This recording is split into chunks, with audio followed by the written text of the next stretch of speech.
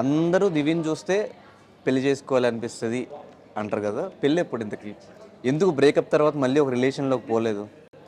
నాకు అంటే చాలా మంది ఫ్రెండ్స్ డేటింగ్ థాట్స్ లేకపోతే కలుద్దాము బయటికి వెళ్దాము ఇవన్నీ కొంతమంది అంటే కొంతమంది కనెక్ట్ అవుతాం కొంతమందికి అవ్వము. అప్పుడప్పుడు కలుస్తాము కాఫీకి వెళ్తాము. నాకు ఎందుకో అంత వైబ్ కొట్టలేదు ధనుష్ ఎప్పుడు.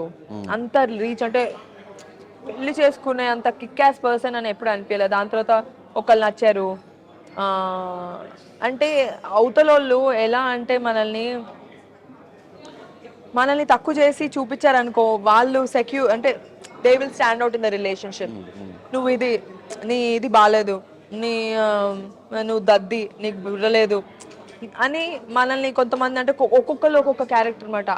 అలాంటి ఆ ప్రాసెస్లో డేట్ అంటే బ్రేకప్ అయిన తర్వాత ఒక ఇద్దరు ముగ్గురిని కలిసినప్పుడు ఇద్దరు ముగ్గురిని వీళ్ళని ట్రై చేయొచ్చు అనుకున్నప్పుడు ఒక్కొక్కరు ఒక్కొక్కలా ఉన్నారు. అంటే మనలో ఫ్లాస్ ఉంటాయి, మన ఫ్లాస్ని యాక్సెప్ట్ చేయాలి. కొంతమంది మనల్ని తక్కువ చేస్తారు, ఎందుకు మనం ఇన్సెక్యూర్ అయిపోతాము. అప్పుడు మనకి వాళ్ళు తప్ప అమ్మో వీడికి చాలా బుర్ర ఉంది, వీడికి చాలా బ్రెయిన్ ఉంది, వీడితో ఉంటే నా లైఫ్ చాలా బాగుంటుంది ఇలా అనుకునేలాగా మన మైండ్లో మనకు తెలియకుండా మనమే ఎక్కడో మనల్ని మనం తక్కువ చేసుకుంటూ ఉంటాము. అలా కొంతమంది. ఇంకొంతమంది కంఫర్ట్ లేకుండా పొసెసివ్ చేసేసి కాంప్లికేట్ చేసేసి వాళ్ళతో మాట్లాడదు వీళ్ళతో మాట్లాడదు ఎక్కడికి వెళ్ళా అంటే ఒక్కొక్క క్యారెక్టర్ మనం చూస్తున్న వాటిలో ఫ్రీడమ్ ఇచ్చి అర్థం చేసుకొని ఒక కంఫర్ట్ లెవెల్ ఇచ్చి నువ్వు గొప్ప, నువ్వు ఎంత డిసిప్లిన్, నువ్వు ఎంత కష్టపడుతున్నావు, లేకపోతే నేను నీతో పాటు హెల్ప్ చేస్తాను, మన ఇద్దరం కలిసి చేద్దాము, నువ్వు ఇంత డబ్బులు పెట్టు నేను ఇంత డబ్బులు పెడతాను, కలిసి ఫైనాన్షియల్గా కానీ కలిసి బతుకుదాం అనుకునే వాళ్ళు నేను చూడలేదు దాన్ని. అందరు చాలా సెల్ఫిష్గా ఉన్నారు. నీకేంటి నాకేంటి, నీకైదా అయితే నాకు ఇదే, నువ్వు ఈరోజు బయటకు వెళ్తావా అయితే నేను అక్కడికి వెళ్తా, నువ్వు అక్కడికి వెళ్తా అయితే నేను ఇక్కడికి వెళ్తా, దానికి నువ్వు డబ్బులు కట్టే. అలా అలా ఉన్నారు. You can't help it. కొంతమంది మాత్రమే అర్థం చేసుకొని అన్ని షేర్ చేసుకునే వాళ్ళు చాలా తక్కువ మంది, కొంతమంది. నాకెవరు దొరకలేదు ధనుష్. క్వాలిటీస్ ఇప్పుడు చెప్పావు కాబట్టి దొరుకుతారు ఎవరు. కానీ ఒక ప్రేమించిన అబ్బాయి మన కళ్ళ ముందు ఇదైపోతే చనిపోతే ఆ టైంలో ఎలా తీసుకున్నావు? అంటే నేను ప్రేమించిన అబ్బాయి వాళ్ళ తమ్ముడు చనిపోయింది. ఓకే, నీకు తెలుసు కదా మచిలీపట్నంలో ఆ రోజు నువ్వే ఉండి.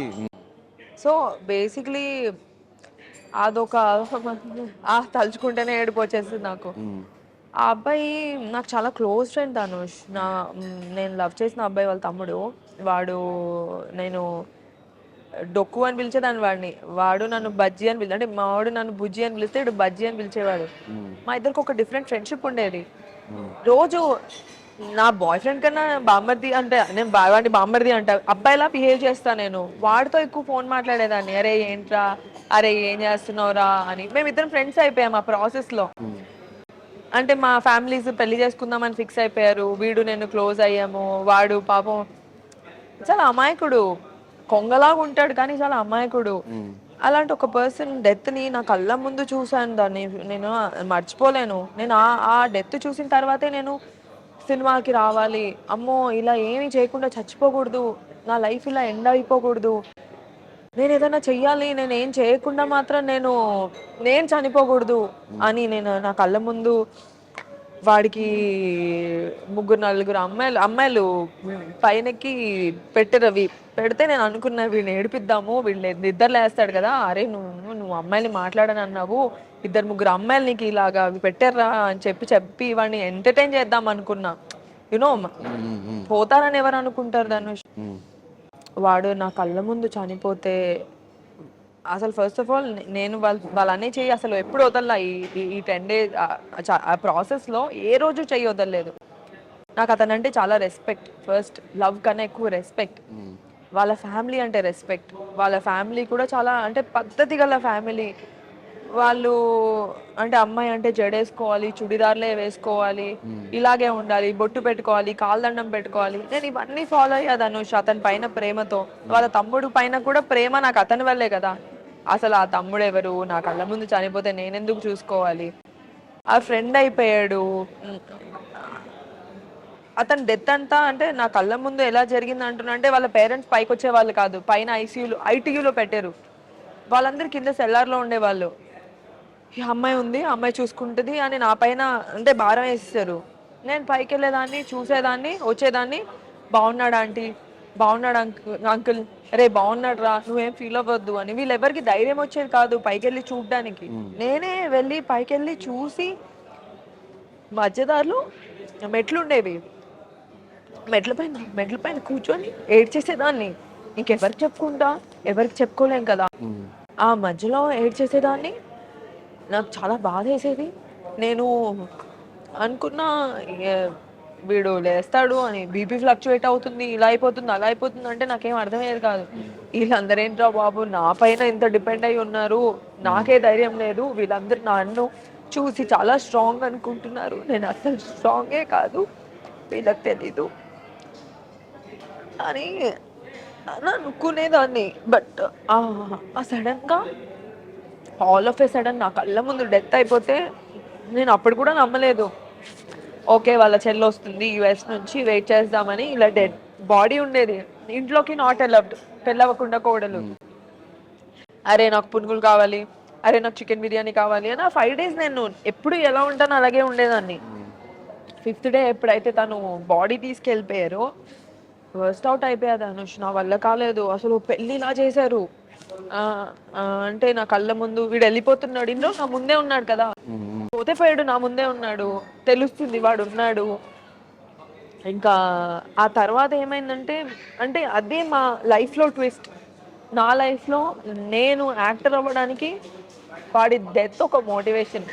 అలా అయిపోవడం వల్ల నేను ఇలా చావకూడదు, నేను ఏదైనా చెయ్యాలి, నాకు యాక్టింగ్ అంటే ఇష్టం కదా, నేను యాక్టింగ్లో స్టాండ్అవుట్ అవ్వాలి, నేను యాక్టర్ అవ్వాలి, అందరికీ నేను తెలియాలి, ఏదో చేయాలి, నేను బుక్ అయినా రాయాలి, లేకపోతే యాక్టర్ అవ్వాలి, లీడ్ అవ్వాలి, నా కోరిక నేను తీర్చుకోవాలి, ఆ తర్వాతే నేను బయటికి రావాలి అని వాడి వల్లే నేను మోటివేట్ అయ్యి ఇంకా తను వదిలేసుకొని మా రిలేషన్షిప్ ఇంకా వర్కౌట్ అవ్వలేదు.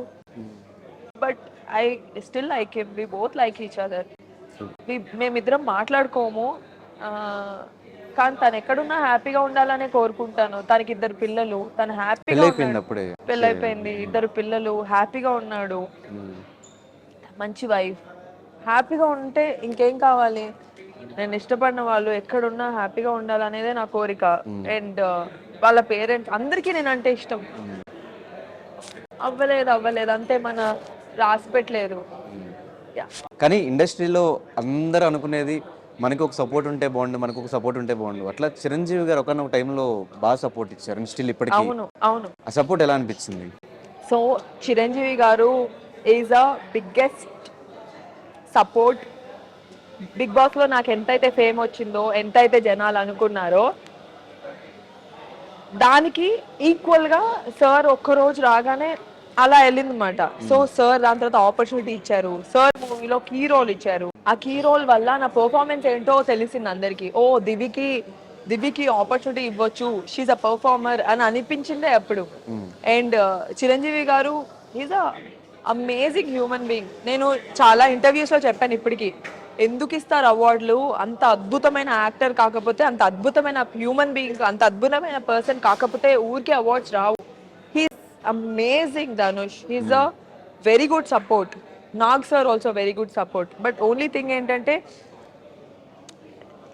అంటే స్టార్టింగ్ నుంచి అంతే సపోర్ట్ నుండి అలా ఉండి ఇంకా బాగుండేది. నాకు ఎప్పుడు సపోర్ట్ లేదు, సడన్ గా జరిగింది, బిగ్ బాస్ తర్వాత అయ్యింది, లేట్ అయింది, బట్ స్టిల్ ఓకే.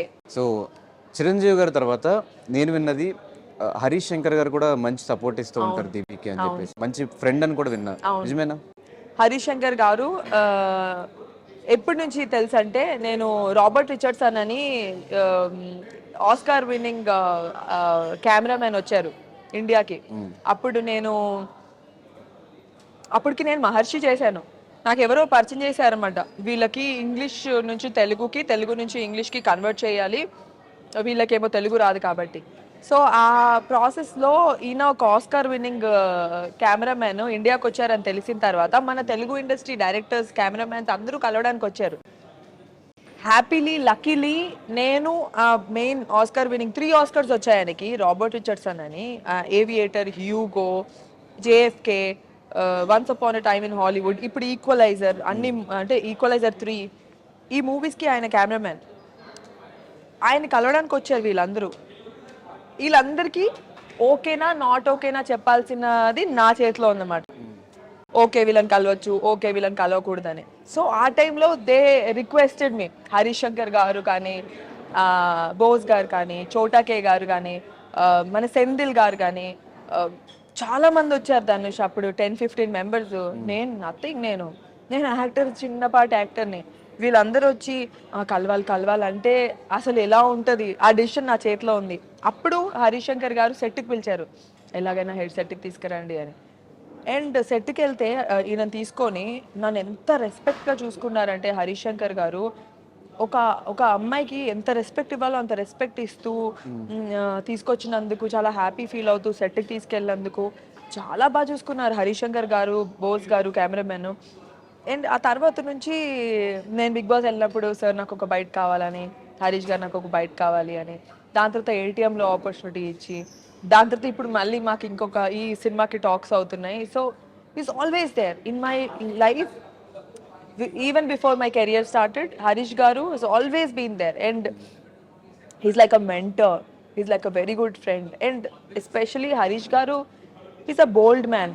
ఆయన ఎవరితో భయపడరు ఇండస్ట్రీలో. ఇప్పుడు ఈ అమ్మాయితో క్లోజ్గా మాట్లాడితే నన్ను ఎవరైనా ఏమైనా అనుకుంటారా, ఇప్పుడు వాళ్ళతో క్లోజ్గా మాట్లాడితే నన్ను ఎవరైనా అనుకుంటారా, నేను ఇంత స్ట్రైట్ ఫార్వర్డ్గా ఉంటే ఎవరైనా, ఇలా ఏం లేదు. ఎవరు ఏమనుకున్నా ఎవరేమనుకోపోయినా ఈజ్ లైక్ అ మెంటర్. ఎప్పటి నుంచో ఉన్నారు మన లైఫ్లో. So he's there, he's always been very helpful.